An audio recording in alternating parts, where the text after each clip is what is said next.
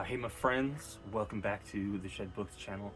I will be doing a reading log today. Basically, everything I've been reading since the beginning of the year, not included in the 150 randomizers, just pretty much everything I've been reading in the meantime. Probably the reason I haven't been keeping up as much on that list. Let's get started.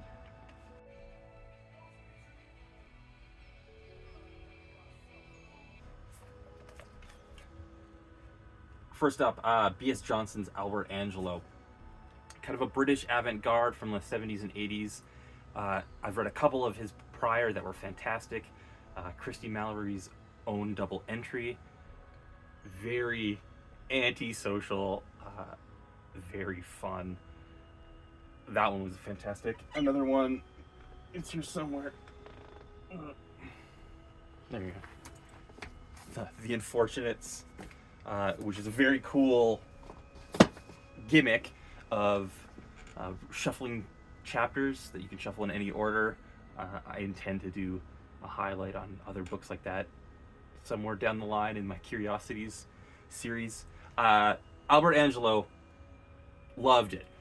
Basically about a kind of failed architect, and so he has to become a substitute teacher, and really doing something with the form of the book in particular. There's this one chapter or one section of the book where it's like the description of like what's happening in the classroom, and then like the other side is like his internal thoughts as it goes on. Really inventive. I would say not often that those gimmicks get pulled off. This does. This was really great. So there's a couple others I haven't gotten to, but so far everything I've encountered from B.S. Johnson has been rad. So that's good. Then I read a whole bunch of Stuart Ross titles. Contemporary Canadian poet. This one and this one, Confessions of a Small Press, Racketeer, and then Further Confessions. I read this one, just like ripped through it. Kind of about his founding of his own small press, Proper Tales, and trying to hawk those chapbooks on the street, kind of struggling as a poet. Loved it. It was basically, he's got tons of beef with people, which is exactly the kind of thing I live for. I like this early one a little bit more because it had that, that DIY struggle. Both were awesome. And then because I read those at the library, I read a copy of his newest poetry collection, The Book of Grief and Hamburgers. Also fantastic. Been a fan for a while. He's probably the person in the world that loves David McFadden as much as I do. And these are all good. These are all good. If you, these are all on Anvil Press. I'm sure they're still in print. Check them out. Read I Wish by Dennis Cooper. Dennis Cooper is someone, I don't think I like his books. I've read quite a few, and they're difficult in subject matter, certainly. Usually that's stuff that I can tackle, but it's just kind of, they're always meandery. They're always a little too internal. They're all like in the brain. This one was basically about a kind of like a friend who commits suicide, and kind of the not regrets, but just like the going on in his heads of like what this friendship meant. And certainly not as harrowing as The Sluts or what's the other one I read, Period. Those are pretty daunting, but in terms of just like very stark, very modern kind of gay books, Dennis Cooper is very cool. I think they're incredibly interesting. I think about them a lot. I can't say I recommend them. I can't say I actually really like them, but he's someone even though I'm kind of like upset by a lot of the titles that I go through of his, I am still compelled, and I keep going through them. This is Too Trans, Too Furious, edited by Tuck Woodstock and Nico Stratus. Kind of a collection of essays, comics, just from queer folks who are reading against the Fast and Furious series. So much up my alley, big fan. I kind of wish I was a part of it. So this is self-published, kind of zine, but kind of in book format. If you could, I don't even know if it's in print anymore. If you could track it down, I had a good time with it. So this is all stuff I kind of liked. So Two Trans Three Furious, also great. Chocky by John Wyndham. Absolutely loved it. Like 5 out of 5. This was spectacular. This is the best book I've read of the year so far. It was so good. Hey dude, what do you want? Quagmire says hello.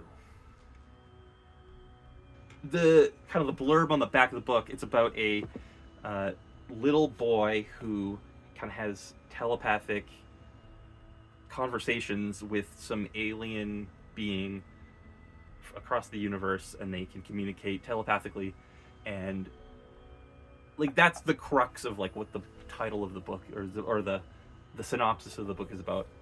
But I couldn't help reading it because it's not really about that. It's not about the kid, it's about the parents. It's about the dad's anxiety about watching this thing happen to his son and kind of wondering how does he and his wife as parents, how do they deal with this thing that's kind of happening to their kid. That's what the book's about. It's not about like this like sci-fi posit. It's about a parent's anxiety.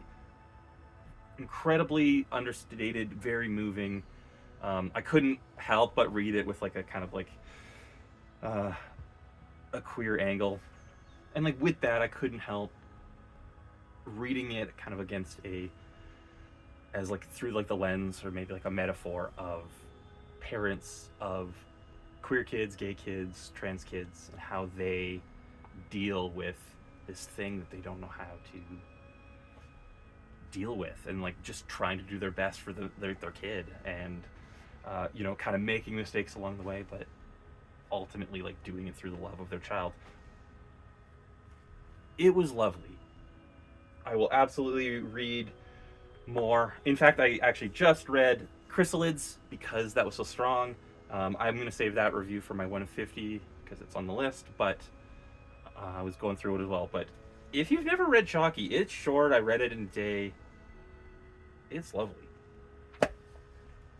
I read Mourner at the Door by Gordon Lish.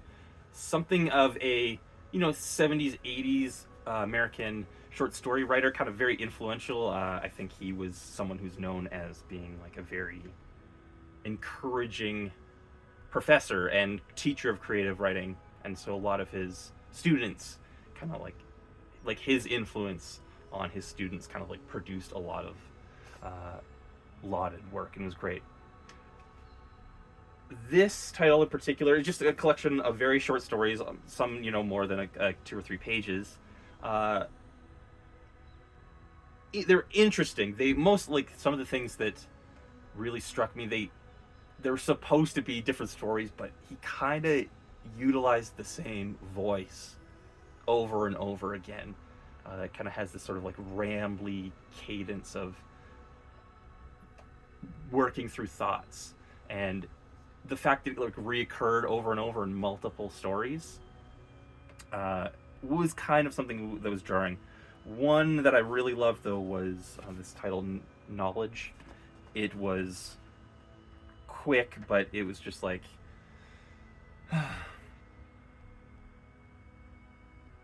it exemplified that thing, that kind of rambliness, kind of restating of sentences, but doing it probably at like its most successful and compact in that moment. So I can't say I would recommend this in particular. I mean, if for like this kind of thing you can't go wrong, I would say do Bartlemy instead. But if you need more kind of like Bartlemy, you could do worse than this for sure. A couple kind of quick novellas as well. I'm gonna kind of keep these together. Termush by Sven Holm, reissue or republishing of a Scandinavian dystopian novel. The plot revolves around an unnamed narrator who a bunch of kind of rich people end up living in a hotel, and kind of like there's this wasteland and people sort of dying of radiation poisoning nearby, and people in the hotel are kind of like hanging on, holding on. But also the whole book is like everyone's in this like weird fugue dazed state. Pretty hard to like latch onto things. Something of like a legendary little book, so very cool to have it republished. In a lot of ways, there would be other dystopias that I would put above this. It was cool, happy to have gotten through it. I needed a little something more from these characters, who they were, what they wanted, what they were doing. They were all just like letting things happen to them. And I want a little more activity from my antagonists, Dear Cyborgs by Eugene Lim. This one kind of came and went as well. The posit is... It's not, I can't even really say. It's a book that has basically 3 ideas for novels, and they were all kind of smashed together, and none of them really were fleshed out or were like brought to fruition. Kind of something about a friend, kind of 2 Asian American kids who like have a love of comics, and then then finding them where they go after in life, and then a sort of like, could be a comic book, could be real life of this same character in like a sort of underground spy syndicate, potentially superhero. I can't say, like, this one I solely picked up for the cover, I should say, and it didn't give me a whole experience in general. That's my review. The other one I read was Xtabeth by David Keenan, that I took out as a library copy. I really wanted to read This Is Memorial Device, which sounded very cool, kind of about early 80s post-punk in the UK, kind of like a fictional Joy Division is what it looked like. My library didn't have that one, so I read Xtabeth instead. Maybe this is like the theme of this review, but so many just like aloof characters that don't, like, I don't know what they want. So this one, there was a girl, and her father is a kind of like outsider musician who is a struggling musician, but kind of produces this one record that becomes a cult classic. But then he can't really, the father can't tell you about that's the guy making the record, because that will like taint the artistic merit of the thing. The girl herself, she kind of like ends up having just like multiple affairs with her father's rival, some golf star. Again, just things they just happen. I will want to read This Is Memorial Device, because the posit of that one sounds very cool. Again, the characters were just a little too aloof. Didn't know. I don't know. Like, you need that something. What is, like, I don't even need that motivation. I don't even necessarily need character motivation, just that they are something of an active participant instead of things happening to them. Or when they do make those choices, don't make them arbitrarily. And then a couple of YA things. Owl Service by Alan Garner. Something of basically a family ends up in the Welsh countryside, and they are on vacation there, but this sort of like the Welsh mythology is still alive in this area and in these hills, and so pieces of Welsh mythology kind of infiltrate their house, infiltrate the countryside, and sort of these kids are kind of navigating this like weird pieces of like quiet magic. It was very, very interesting that there's all these books that are, touted as YA, but I don't know if they're the right audience. Like I thought this was a pretty difficult book. I don't know if like this is for a 12-year-old. Like there's a lot to it. You kind of need to have knowledge of like Welsh mythology. You kind of need to be able to really parse how characters are interacting, but very strong in that, like very smart dialogue. That's why I kind of don't think it's YA, because it's almost too smart for its own good. It's very cool. I would probably read more. I wouldn't classify it as YE, even though that's where you'll find it. But this was kind of given to me as a recommend of someone who like loved these as a kid, like kind of hit his favorite fantasy novels. It's kind of come up a couple times, and then like another bookseller that I follow quite closely also recommended this, so I picked it up strong as well. And then I finished with Pepsi-Cola Addict, or continued through this month, by June-Allison Gibbons. This is another reissue. The story of the book is far more interesting than the book itself.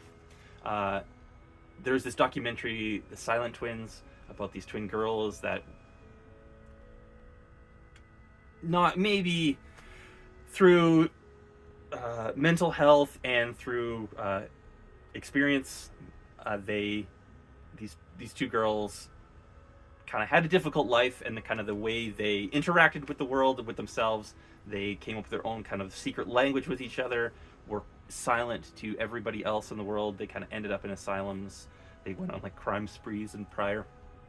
So kind of the story of them in particular is infinitely more interesting than this book itself, which June-Allison wrote when she was 16 and self-published it, and kind of was supposedly ripped off by the publisher, and absolutely reads like it was by a 16-year-old. I mean, impressive in that, like, because it's like a well sought out, like, complete book, narrative, all that. Could absolutely used an editor. There were so many jumps in time and logic, and like the sort of masturbatory, like, have you ever seen those movies like My Tutor or Private Lessons? Just like absolutely sex fantasy of teenagers. It's all there. Like, ain't no way a teacher wants to have sex with a 13-year-old or a 12-year-old. It doesn't happen. Give me a break. So, yeah, maybe true to life as a teenager, and that they make poor decisions and don't know why, but basically it was just like all these people in this book making decisions with absolutely no rhyme or reason for it. Ends in the most eye-rollingly idiotic suicide ending. Spoilers. I'm saving you because you don't miss it. Watch The Silent Twins instead. Read their Wikipedia. Skip the book itself. Very cool that it was like, because it's kind of like the legend of it. There was only a handful of copies that were in actually existence, so the fact that it got in reissue, very cool. The book itself, not as cool. And there we go. There was my little reading challenge or reading log of the last couple months, starting at the beginning of this year. That B.S. Johnson was awesome. That John Wyndham Chocky was awesome. Highly recommend both of those. So if you're kind of like take anything, those two were really good. The Stuart Ross titles were awesome. I'll always continue to follow him, read his books when they come along, and I will see you soon. I will I might keep this up. This was pretty fun. These were, I don't know, how many are out here? This was 10, 12 books. Hopefully you got through them in not too long. Peace out.